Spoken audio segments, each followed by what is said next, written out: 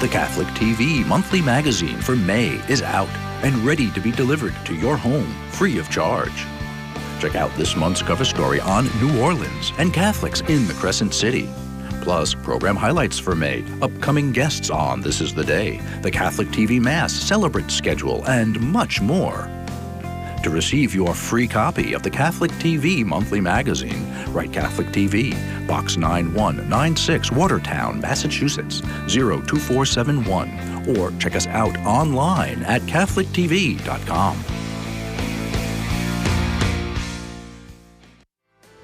Hi everyone, I'm Jay Fadden. I want to invite you to join us Friday Live for This Is the Day. When we talk about vocations and formations, we'll meet the authors of When God Wrecks Your Romance, and we'll meet Deacon Corey, who will be ordained for the priesthood for the Archdiocese of Boston, and he's here to talk about Pentecost Collection. So join us Friday for This Is the Day right here on Catholic TV, America's Catholic Television Network.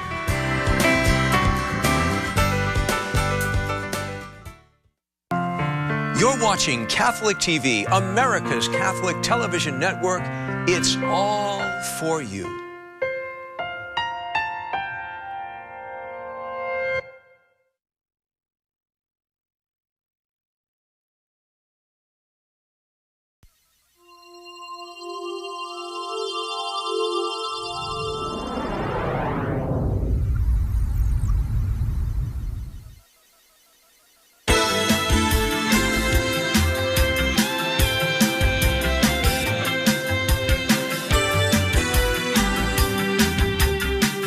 During the 30 years of ministry, life's journey, Don and I have written 3 books.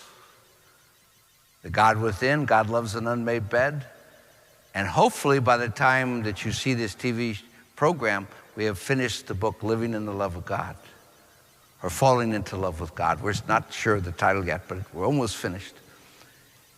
And so before I begin our talk in anger, I'd like to introduce to you Don Fisher.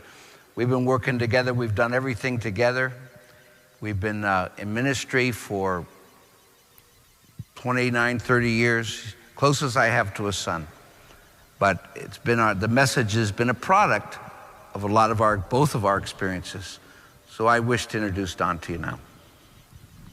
Hi, everybody. I'm Don Fisher. As Father said, I've been working with him for almost 30 years now. And people who know me in particular want to know how I ended up working with this priest for so long.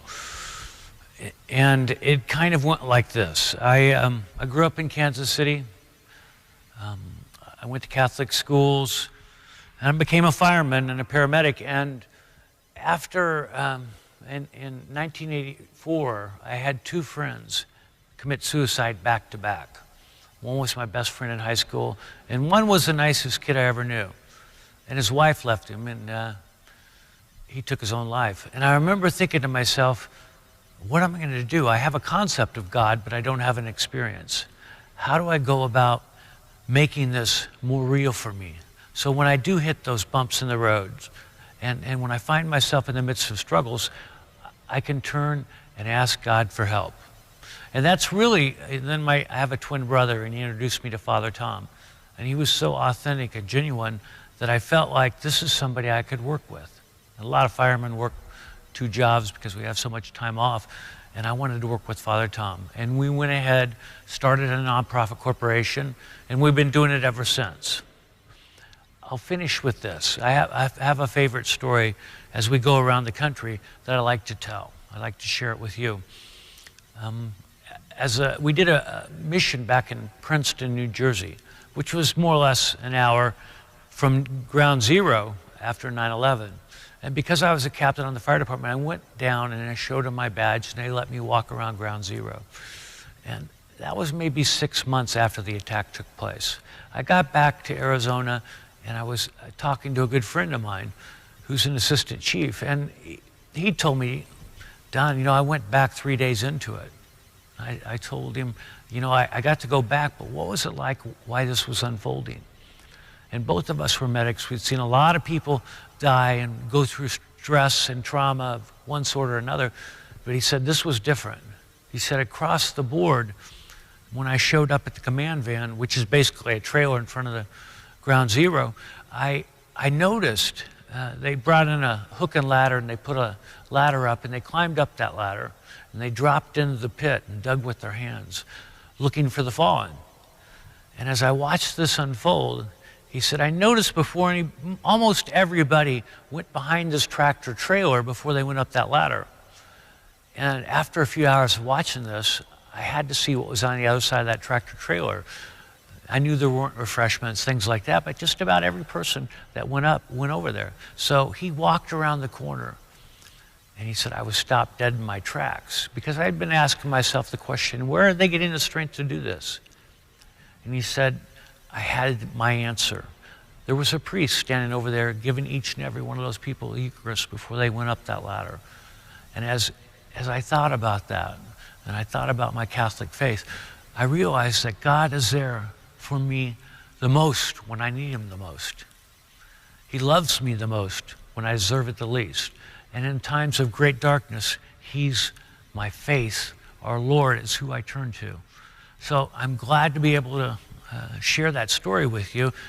And as we go through these talks, I hope we can share a few more stories with you that speak to your heart, that bring you back to the place where you're not afraid, you're not too proud to ask for help, because that's been a big deal for me. And I'm glad to be a part of this ministry.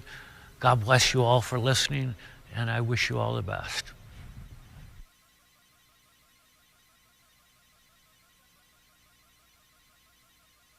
Wonderful journey together, the ups and the downs. As I said, he's the closest I have to his son. And I've learned what it means to let go of someone. When he doesn't listen, I can't fix him.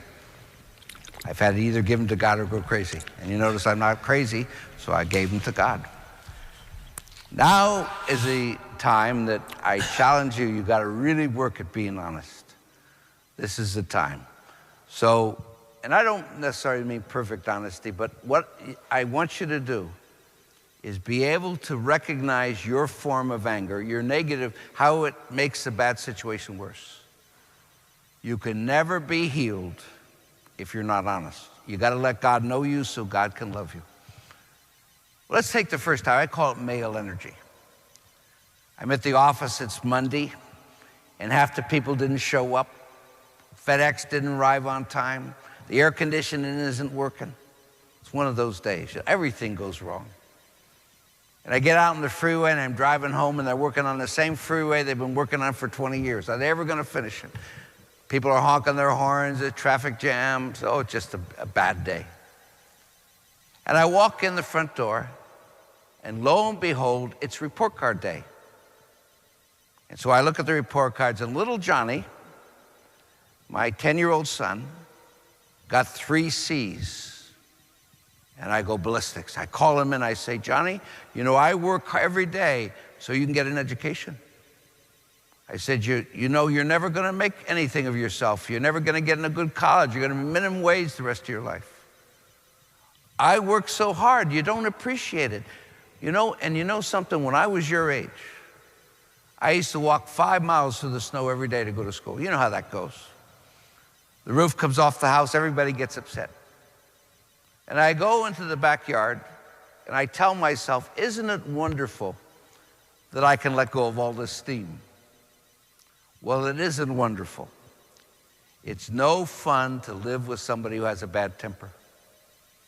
In fact, you know, just like alcoholism is a family disease, anger is a family disease. It affects everybody in the family. You know, here's the real problem with it. This is the real problem with having a bad temper. Is my spouse and my children have learned to tell me what I want to hear because they're too afraid of my anger. And you know, I can't really love somebody or get to know somebody who doesn't tell me the truth. I can't have a relationship with people who don't tell me the truth. So my anger prevents my family from knowing and loving me. That's how devastating it is to have a terrible temper. Now, I'd like to talk about it in its most extreme form, what I call a rageaholic. Now, I've discovered over my many years of ministry that just like there are alcoholics, people that are powerless over alcohol, there are people that are powerless over rage.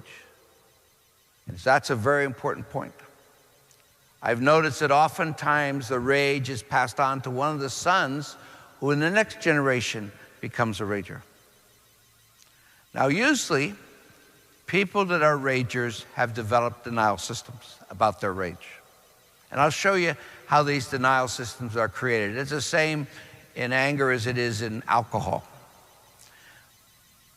because it's all based on the powerlessness part of it. Now, suppose we're dating, and I'm Prince Charming. I open the door for you when you get in the car. I call you 3 times a day just telling you I'm thinking about you. I bring you candy and flowers, and it's not Valentine's. And on our wedding day, you're absolutely convinced that you married Prince Charming. Well, we have a wonderful honeymoon. We have a first couple of months of marriage or marital bliss. Then one day you push one of my buttons. And my face goes beet red. I start yelling and screaming. I start saying mean things. I start slamming doors. And you look at me with these big eyes. What kind of a monster did I marry? Now, the next morning I wake up and I'm just full of remorse. I tell you, honey, I'm never going to do this again. I never meant any of the things I said last night. I promise you I'll never do this again. And I mean it with all my fiber. But then 2 weeks later or 2 months later, I rage again. Then I rage 4 months later. You see, this is the core of denial. And that's why I stress the powerlessness, that people are predisposed genetically to rage. It's not something they choose. When the button's pushed, they lose control. They're powerless.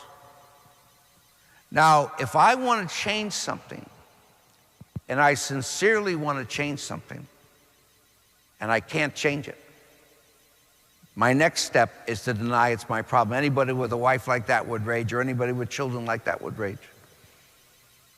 Now, where you can really see it operative in a family, I can notice a rageaholic in a 5-year-old. Suppose I'm the father and I'm a rager and I have a son that's a rager. You know what we're going to end up doing? We're going to end up raging at each other. Now, all the other members of the family are also deeply affected.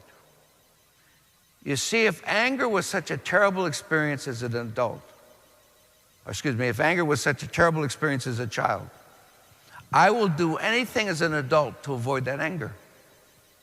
So what happens is I give people a lot of power over my life. I never tell people when they do things that are inappropriate. I become a doormat because I don't want anybody to get angry. Now, if you grew up in such a family and you have buried all these angers, it's really important for you to realize that it's a family disease, that you've got to deal with the anger, even though you spent your life trying to avoid anger. But you've got to look at the anger that's within you. Now, here's the beautiful thing. If you can honestly say you're a rager, if you can own it, think of the joy you're going to bring to your spouse, or your children, your family, people who are close to you, when you take responsibility for it. Because they know then you're open to change, you're open to be healed. And people are going to be tremendously relieved because you are taking responsibility for your own anger. So it's a wonderful thing to be honest about. It's the first step of being healed. Let me give you the second type. I always say it's women and priests. It's passive-aggressive anger. If I don't deal with my anger directly, it's going to come out sideways. Here's the key word. I'm not angry, I'm just hurt. Well, notice what I've done with the word hurt. I've made you responsible for my anger. There's nothing wrong with me. I'm just going to sit here and wait for you to get your act together. I am becoming a victim. To say I'm not angry, I'm just hurt is a victim word. Remember when I was a young priest, before I got wise in my old age, I'd go preach at a parish, and some person would come to me and say, Father, I have to talk to you. Can't wait till tomorrow. I got to talk to you this afternoon. And they come in and tell me how terrible their spouse was or how terrible their children were. They completely exhaust me. They'd wear me out, and nothing would be resolved. So you know what I've learned? When somebody wants to talk about what's wrong with somebody else, like the person that goes to confession and confesses everybody else's sins. When they want to tell me what's wrong with their spouse or their children, I say, I don't want to hear another word. Go home and tell it to the wall. Tell it to the canary, because it's not going to do you any good. But when you come to me and ask me what you can do with it, how you can grow from it, then I can help you. But I can never help a victim, because their problems have always been projected onto someone else. And so since I never get angry, I'm just hurt, I never get mad. I just get even. It's called passive aggressive. You know where I've developed it? I have developed the art form of the zinger. Being able to, as I leave the room, to say that last word, always having the last word.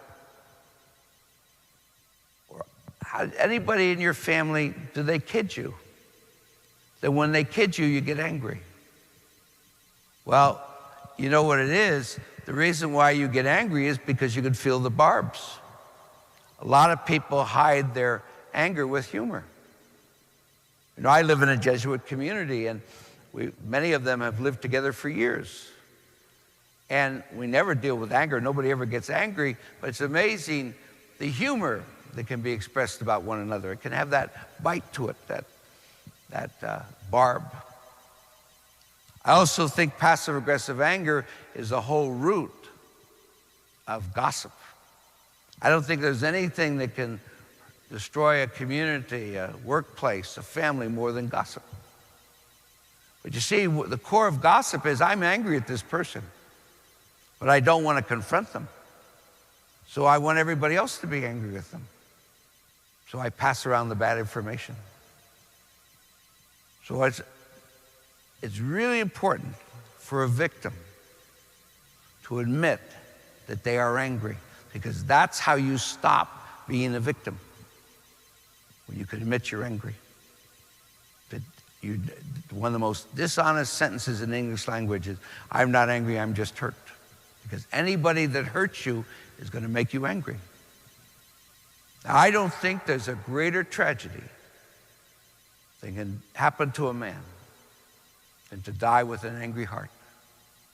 To never experience God's love, to never share that love with his spouse or his children, but to die an angry man with an angry heart. I think the greatest tragedy that can ever happen to a woman is to die a victim, blaming everybody else for their misery and never experiencing God's love, never being able to share that love with their spouse or their children, but to die a victim. In fact, I had in my family was a real experience of this, being a victim. My father was an alcoholic. He was a practicing alcoholic when I was a child. And my mom was an angry spouse. Oftentimes the spouse of an alcoholic becomes crazier than an alcoholic. My dad was a bar drinker. He used to love to go to the Irish bars of San Francisco. They'd sing around the piano. They'd sing Danny Boy, and tears would come down his cheeks. He was going to a party. My mom wasn't having a party. She was waiting for him to come home, getting angrier by the moment. And then when my dad had finally come home, she said, "Where have you been?" He'd say, "Nowhere." "What have you been doing?" "Nothing." And the smoke would just come out of her ears. See, oftentimes, my dad went to 12-step program for spiritual recovery, but my mom never went to Al-Anon to deal with her angers. In fact, my parents' marriage was worse after he got into recovery than it was when he was drinking. My mom's favorite phrase to him is, "You haven't changed a bit." But what hadn't changed a bit was the anger that she had inside of her, that she was experiencing and projecting onto him. I used to call them the Bickersons. I hated to be around them because they're always fighting. Well, thank God, one weekend my mom came to one of my retreats.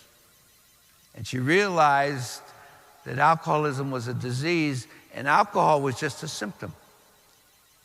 But she realized that my dad was compulsive.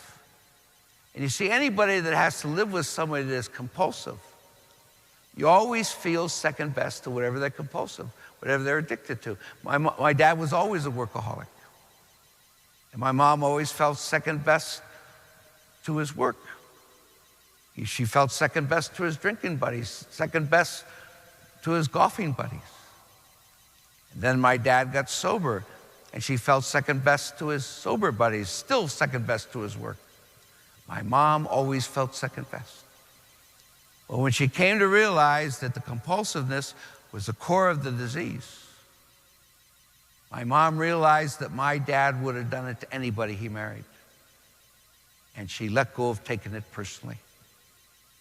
They were married for 54 years, and they didn't become soulmates to their last 17 years of marriage. My mom had to let go of that anger before they could ever become soulmates. It's a wonderful gift. And if any of you, if you've been in abusive situations, if you were married to an alcoholic or to an abuser, physically, emotionally, if you really were, because a workaholic can do just as much damage as an alcoholic. If your marriage isn't what it should be, you don't have that kind of intimacy where you trust each other, but there's kind of a wall between you. It's really important to look at, there's some of these angers that you've carried all your life and you haven't let them go, that they've made you a victim. Now, I also suggest that there are several other forms of how we can express anger in a negative way, and I may not finish them all in this talk, and we'll continue them when we get together again. But there's another type of anger.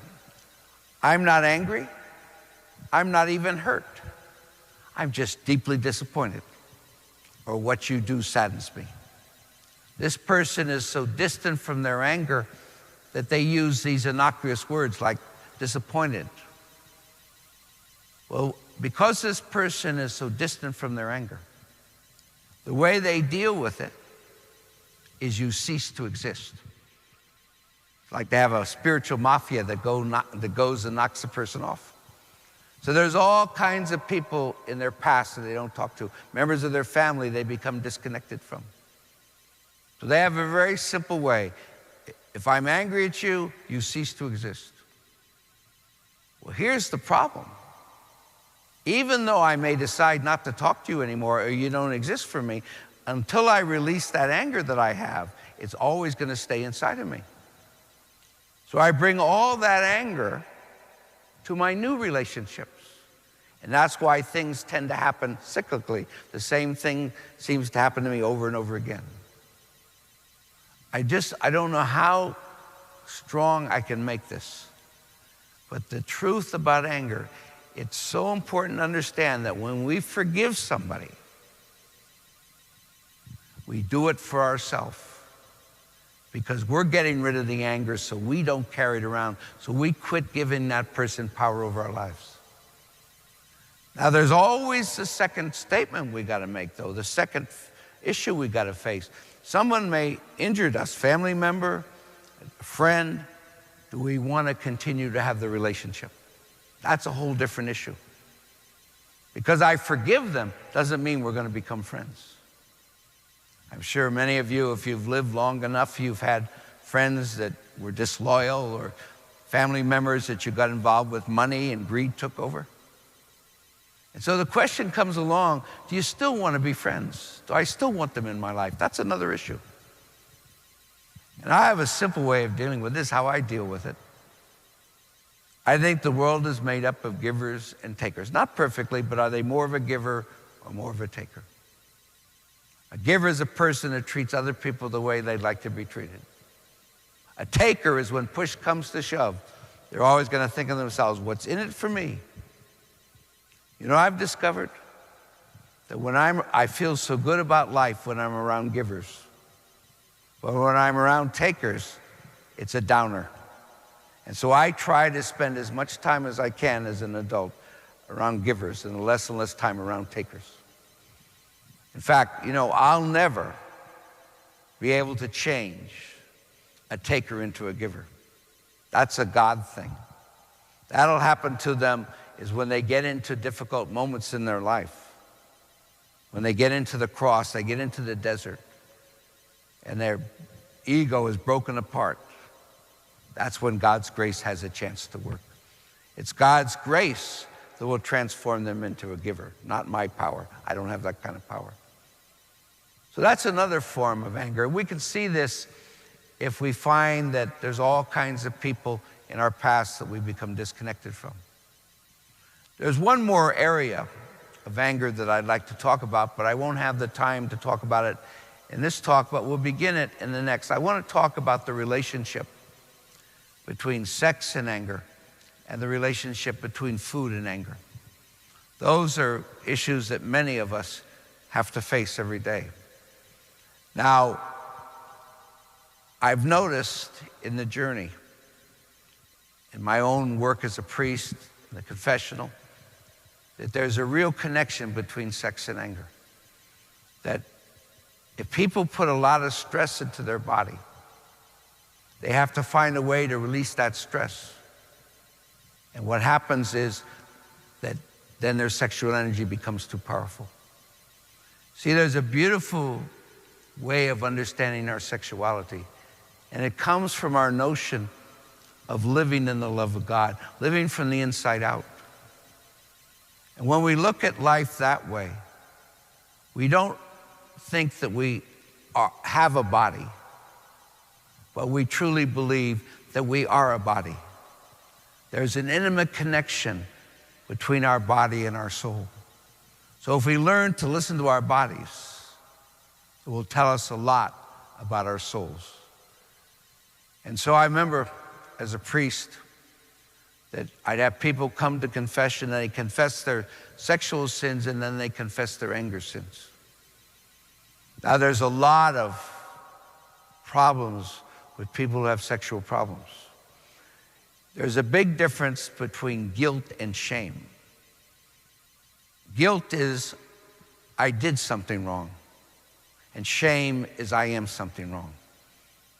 And I think there's a tremendous shame that goes with sexual issues. I can tell you I'm a recovering alcoholic, and I've been recovering for 30 years, and you say, oh, isn't that wonderful?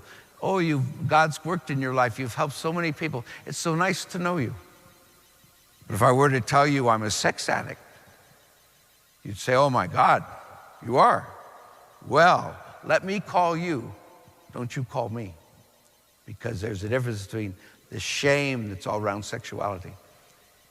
And you know, it's been a wonderful experience of working with people who've had so-called sexual issues, to be able to tell them that it's not truly a sexual issue, it's a spiritual issue. That if I can help you release the anger you have inside of you, that when you release that anger, your sexual life is going to become much more balanced. It's a tremendous relief to people to see it as a spiritual problem and not a sexual problem. We're dealing with the cause and not the symptom. Now, I want to go into it in a lot more depth in our next talk, as I wish to talk to you about the issue of food and anger. So you look at me, you can always tell how angry I am. You just look and see how big I am. You see, when I get angry and I put the bad feelings of anger in my body, the next thing I'm looking around the room to see if there's some cookies or cake, or I'm in a freezer with a spoon. I got to get rid of the bad feelings, and ice cream does it better than everything. And you know, I thank God every night that it's ice cream. Because if I had an appetite for sex like I do for ice cream, I'd be in real trouble. But anyway, my friends, as we come to the end of this talk, our next time I'll pick up, and I want to go a little bit more depth. about sexuality and anger and food and anger. But in the meantime, I ask you, just reflect on your journey. Just be honest about how you express anger in a negative way. And then you'll be open to God's grace of healing. God bless you, and enjoy your journey.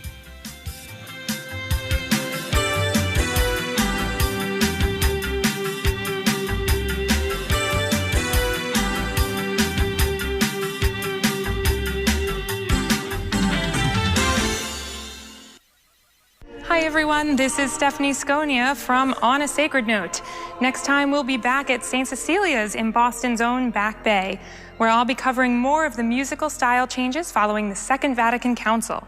I'm interviewing the great Richard Clark again, and you'll get to hear a performance of some favorite Catholic hymns and songs from the last few decades. This is all On a Sacred Note right here on Catholic TV, America's Catholic television network.